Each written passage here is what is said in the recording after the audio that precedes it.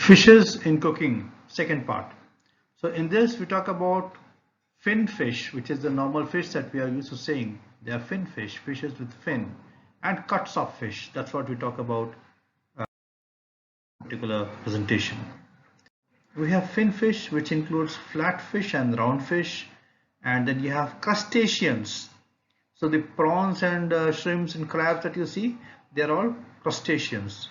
In this crustaceans, you have mollusk, univalve, bivalve, cephalopod, and so on, right? So we start with flat fish, then this and round fish. So that is basically fin fish. So in this particular presentation, we talk about fin fish. We talk about what we are most used to and we can recognize more easily at first, and then we talk about recognizing the other fish that you would not come across so easily, but which are very popular as far as the hospitality industry is concerned. So you are supposed to be able to recognize this fish when you see their picture, and when you see the fish by itself, you should be able to identify. Please take time to go through the pictures carefully. This is rohu, pretty easy to understand. It is a kind of a carp. It has got a smaller head as compared to katla. The next one that we will be talking about is katla. So katla, pretty much like rohu, but it's got a bigger head. A lot of people they prefer katla to rohu, and a lot of people prefer rohu to katla. Apparently, the katla pieces, they swell up a little more when they are fried as compared to rohu. That's what people say. So usually the size of katla happens to be much larger than rohu. The average size of katla happens to be much larger than rohu. Standard size of katla is 2.5 kilo onwards. 4-5 kilo are easy to spot, and when commercially purchased for events and functions, that is the size that you're looking for. Parshe mach is something all of us are familiar with. The English name for that is flathead grey mullet. This is Parshe mach. Tilapia, pretty easy to identify. There are different types of tilapia. This one is from Morocco. This particular tilapia is from Morocco, and this is maybe a local breed. It's pretty similar to what is called Nilotica. In the markets in Kolkata or in Bengal, it's more popularly known as nylon tikka, but Nilotica is the right name for it. This is Nilotica, looks pretty similar to tilapia, and yeah, that's a shallow fried Nilotica with French fries. Betki is more popular. Betki is what most people of Bengal would swear by. It's a very flavorful white-fleshed fish with a sweetish flavor, mostly boneless, easier to handle, and the flavor is beautiful. The stock that the bones produce is beautiful. So this is a classical preparation fish fry that most of us are familiar with, served with kashundi.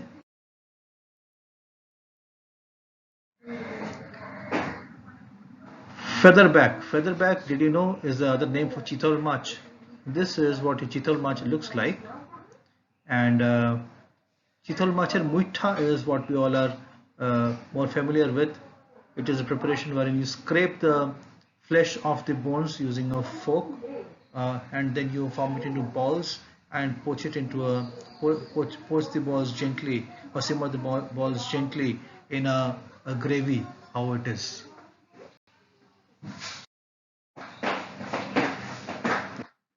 Boal mach is also called walago. Did you know that? Boal mach is called walago. This is boal mach. Can grow up to, usually the ones that are available in the market is between the range of 4 kilo, around the range of 4 kilo or so. Climbing perch is a name for koi mach. Climbing perch. You would have heard stories of this fish being found on top of trees, particularly when you have storms and all. So that is because the fish has got the ability to climb trees. So it's called climbing perch, and it's got a very strong life sense is what they say, because it can stay out of water for very long. Takes a lot of time for it to become processed. Even after cutting, you would find some life in it. Pungaceous or pungus, also called basa. This is very popular. It is from classically originally it's from Vietnam, and this has become so popular in our Indian context that it is the most popularly used fish all across in Bengal and all across India, particularly in the restaurants. You would get it mostly in fillet form. This is the fillet form that you get it, and because it is boneless and it is so cheap, it becomes a very popular alternative for most people to use. Magur mach is also called walking catfish. That's a very interesting name. We have different kinds of catfish. Magur mach is called walking catfish. Indian catfish is papda mach. Papda mach. Both are catfish. Bombay duck or lote mach is what a lot of the people who are migrants from East Bengal would swear by, lote mach.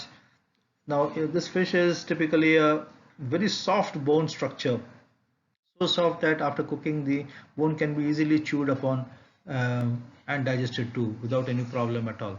So lotte mach is also used typically for dried fish. In Maharashtra side it is called bombil. Bombay duck, bombil, lotte. Hilsa, no one requires an introduction to hilsa. Hilsa is it belongs to a family of shad, shad, shad. It has got this typical characteristic that it is born in fresh water, it goes to salt water, like salmon, it goes to salt water for living its life and then comes back to fresh water to lay eggs. That's what a hilsa does. Hilsa is also called pulasa in Andhra Pradesh, and even there it is a very prized fish which is caught off Godavari river. Over here, of course, in the Hooghly and the Ganges, you have the Podda river. You get the best hilsa that is there in Bengal.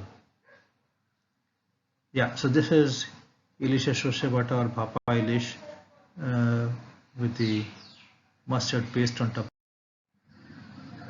Salmon is what I mentioned is similar to hilsa, but salmon is more of an Atlantic fish, and it again grows in freshwater. It is born in freshwater and it makes its journey to the sea and comes back. It has to go through a lot of hurdles before it reaches the places where it spawns. So salmon has got a typically orange color flesh. Smoked salmon is perhaps one of the most classic preparations of salmon which is used in continental or European cuisine. This is a salmon roe over here, salmon roe. Tuna. Tuna is also called the chicken of the sea. So tuna can grow up to 600 kilograms. So you have different kind of tunas. You have what is called albacore or whitefin tuna, yellowfin tuna, bluefin tuna, and then there is something called bonito, which is a small kind of a tuna which is about 2-3 kilos. That is the range of it. But all of it, the flesh is deep red, firm. It actually tastes a little bit like chicken and is very popularly used in most of our fast food preparations, including Subway. So you would have the tuna meat, which looks something like this. The mix looks like this. Tuna is easily available in canned form. The canned tuna is popularly used. It is available in oil or in brine, different forms of tuna. Yeah. Also, tuna fish is very prized in Japanese cuisine. It's used for sushi, sashimi, wherever the fish can be needs to be eaten raw. Tuna is one of the prized fishes for sushi.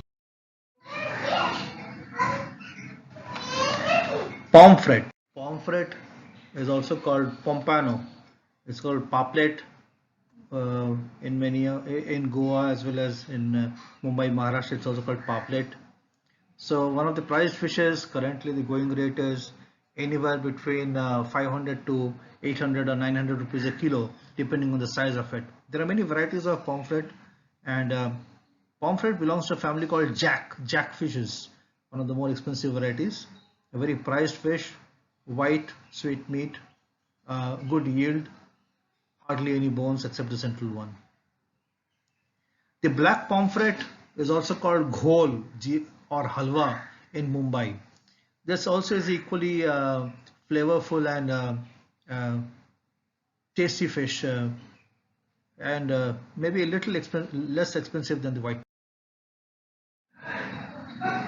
Sardine is more, being a sea fish, it's more popular in coastal areas. So in Kerala, typically it is called chala or matti, and very flavorful. Sardine is available in canned formats in most supermarkets. You will find sardine. Plentiful availability of sardine. You have mackerel, which is also called Aila in Malayalam. Why I say Malayalam? Because perhaps they are the ones who consume the most mackerel. Of course, in Maharashtra and Goa also there is consumption, but I think Kerala's penchant for mackerel is something unique. That's what mackerel looks like. There are different kinds of mackerel. Mackerel could grow between usually 200 grams is the typical size of a small mackerel. There are larger varieties like a horse mackerel or Spanish mackerel that can grow larger, maybe a kilo or kilo and a half, up to 2 kilos. Usually the weight is about 200 to 50 grams. That's what it is. A little larger, up to 400 grams. Seer fish, which is also called kingfish or surmai or vanjaram, right? So all these are the different names of this particular fish, which is called seer fish, right? This is what it looks like, and steak of it is very typical shape. This is what it looks like. That's a example of a fried surmai fish over here, very popular in Goa and Maharashtra. In Tamil Nadu also surmai is very popular wherever it's available. Swordfish, I put it in over here because swordfish, although not a Indian popularity, but worldwide, swordfish, also called spada in Spanish, similar to marlin, similar to sailfish. That actually is a marlin, right? And it has also got similar kind of flaky texture as surmai or kingfish has. So that is a swordfish steak over there. Yeah, and that's a cooked version of it with some olives and tomato concasse, maybe with white wine. Reef cod, also called hamur. This fish is more popular all across the Middle East. The sheikhs, they love hamur. You would have heard of cod liver oil. So yeah, this is cod. This is cod. Cod usually grows up to between 4 to 4.5 kgs, but you have exceptions of it which grow much larger, up to 40 kilos. Also, you have cod, which a red snapper. This is what it is. 2 kilos is the typical size of it. Can be more, up to 4 kilos, 5 kilos. Also, it can be. Similar, another fish which is called red mullet. Red mullet is a very flavorful white-fleshed fish, sweet. The typical weight of a red mullet is not more than about 200 to 50 grams for one fish. Monkfish, probably the ugliest fish that you'll ever come across. So monkfish is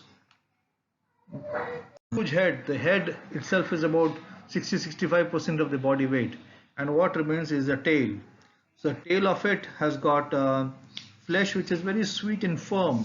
It resembles lobster flesh and is a substitute for lobster in many cases. Monkfish, very ugly looking creatures, but very flavorful. Sole, S-O-L-E, sole. Sole is a flatfish. So now we talk about flatfish. Now look over here. See, important things that we want to highlight upon. One is both of them are on the same side. You see, look over here, the eyes, both of them are on the same side. The other side obviously does not have eyes. Now flatfish, because of its structure, these are horizontally compressed flatfish. They travel close to the ocean floor and they yield two fillets from each side. So this side, it has got two fillets. So one fillet from over here, this is one fillet, and other fillet is this one. This is the other fillet. It is on one side. Similarly, the other side also you have two fillets. But that is a filet de sole meunier. Meunier is Miller's wife. So you have solefish, which is the fillet of which has been dabbed in refined flour and is fried in clarified butter, which is filet of sole meunier, classical French preparation of solefish.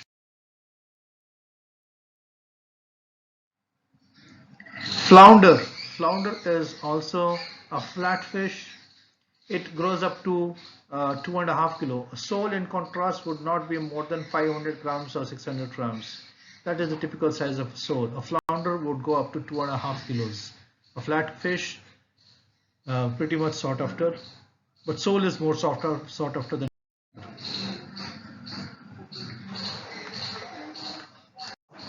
Turbot. This is a larger fish. It can grow up to 4.5 kilos. It's got a slightly squarish shape, and there's a special equipment which has been named after this particular fish to cook all flatfish in. It's called a fish kettle. So here you have a turbot kettle. You can see it is essentially a deep container in which you have liquid for poaching kept. The fish is placed on this perforated plate over here, which has got handles that stick out of the deeper container, and so once the fish is poached, the whole thing can be lifted upwards. So this is a fish kettle over here. Halibut. Halibut, they can be huge. They can grow up to 40 kilos. The huge buggers, flatfish, again sweet flesh, very prized and pretty much in demand. Good yield. Obviously the fillets would be cut into smaller supremes before they are. This is how we remove the fillets of a flatfish. So it's given here step by step. You may pause and read through as we are going through. So you use a thin blade, which is a filleting knife typically, cut behind the heads under the gill, and then you draw a straight line across the center. There is already some kind of a marking which is there, and then one starts removing the fillet from the center outward. This is how we do the filleting for a flatfish. So once the filleting is done, it is removed, and then the skin is removed. One runs the knife. You see, now this is typically a fillet knife. This particular shape is typical of a fillet knife. So you put the knife between the flesh and the skin, and you run it across so that the white fillet is removed. And this is how you fillet a round fish. You start from outside instead of starting from the center. You start from outside, and then you go across in a pretty similar manner. Herein you have a little larger, more prominent bones. You remove the flesh off the bones. The skin part may be removed in a similar fashion as in a flatfish. These are some of the cuts of fish. The first one is a paupiette. In paupiette, it is a rolled up fillet. That's called a paupiette. B is a tronçon. A tronçon is typically for a flatfish. You have a tronçon, cut or steak on the bone. So that's how you get a tronçon. For a round fish, you would not get a tronçon. You would get what's called a dinde, or it's also called a steak or a cutlet. Now F is a dinde over here. F, we look at this. This is a dinde. This is a tronçon. And goujon. Now if you look at C, it is goujon or goujonette. That's what it's called. It is basically fish fingers which are cut, and the word goujon comes from gudgeon, which is also kind of fish which are finger-sized fish that one would fry whole and have it with drinks. So from the word gudgeon, gujo comes, which means fish fingers. And E is fish fillet. D is called pav. Pav. D is called pav. D is a shape which is typical for flat for a fillet of fish like salmon, wherein you cut it into steaks. Remove the whole fillet and cut it into pieces. But that's what the pav would look like. In contrast, if both the fillets are intact and you're cutting it on the bone, it would be more like F, which is a dan or a cutlet. These are some of the more not so common cuts of fish. A is called lorgette, wherein you have the fish which is folded up, the fillet which is folded up, and it makes this kind of a roll. It also resembles the spectacles actually. And you have B, which is antros, which means it is like a plate. And C, here it is collier, which means it looks like a collar. D is colbert, wherein you have removed the fillet from the center bone, but you have kept it intact. And one may use this for making fish colbert, which is essentially crumbing it and deep frying. Colbert. E is a delice, wherein the fish is stuffed with a stuffing. A small piece of fillet is stuffed with stuffing and shaped back. That's delice. F is more like a knot shape. It's called a cravat, which is the same as a scarf. Cravat means a scarf. Vertically compressed. So you have both the eyes on the top side, which is the pigmented side. The underside is colorless. The flesh is a slightly fleshy kind of a fleshy kind of a protrusion. Yeah, these are skates. So you have wings of skates. You know, the skates in the market form of it is you would have wings of skate, which is this part of it. This part of it would be cut and removed, and this would be available separately for sale. Ray. This is what ray is. Ray is different than skate, particularly by the this kind of a protrusion, this kind of a whip-like protrusion over here. It's also called the sting. It's called this. There are rays with one sting and there are rays with two sting. Both skates and rays both belong to, both are somewhere similar to the shark family, as it is clear by their gill structure. In Bengali they call it shonkor mach, is what they call it, the skate fish, sorry, the ray fish. I always find it pretty amusing. That's the underside of a ray.